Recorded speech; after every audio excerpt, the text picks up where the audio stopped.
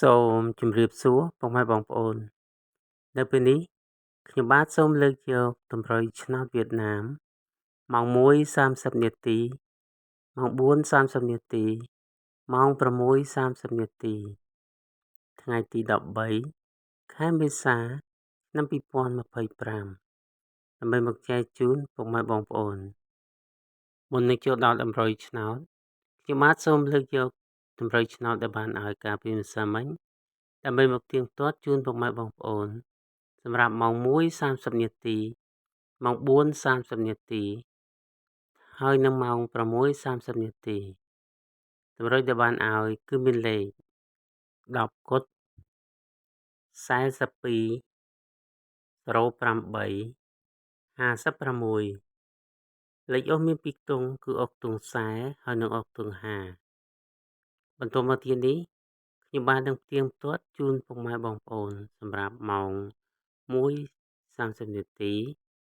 ចំពោះម៉ោង 1:30 នាទីគឺយើងអត់បានត្រូវទេបន្តមកទៀតនេះខ្ញុំបាននឹងផ្ទៀងផ្ទាត់ជូនពុកម៉ែបងប្អូនសម្រាប់ម៉ោង 4:30 នាទីម៉ោង 4:30 នាទីគឺយើងត្រូវបានប៉ុស A គឺ44គឺត្រូវលេខអុសគឺខ្ញុំបានឲ្យលេខអុសខ្ទង់40បន្តមកទៀតគឺយើងត្រូវបានប៉ុស B គឺ59គឺត្រូវលេខអុសដូចគ្នាតម្រុយខ្ញុំបានឲ្យលេខ56បន្តមកទៀតគឺយើងត្រូវបានប៉ុស C គឺ54គឺត្រូវលេខអុសបន្តមកទៀតគឺយើងត្រូវបានប៉ុស D គឺ54ដូចគ្នា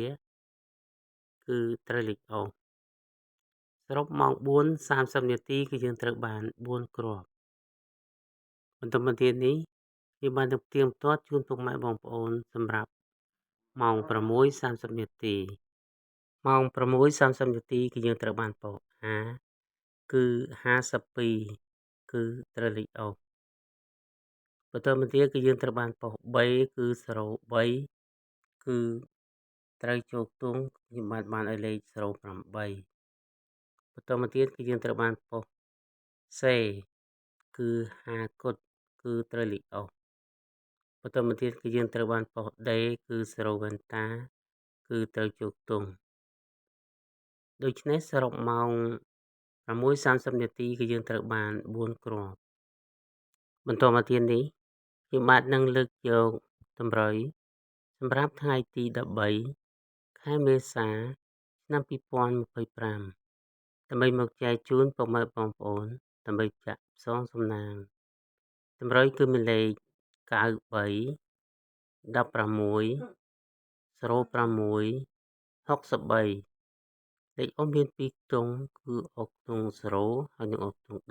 10សូមពុកម៉ែបងប្អូនជួយចុច Subscribe ហើយនិងសញ្ញាមេដៃ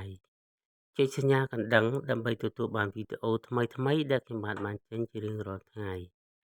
សូមជូនពរសូមឲ្យពុកម៉ែបងប្អូនមានសំណាងល្អគ្រប់ក្រុមគ្រួសារបើសិនជាពុកម៉ែបងប្អូនមានចម្ងល់អ្វីមួយឬក៏ផ្ដល់យោបល់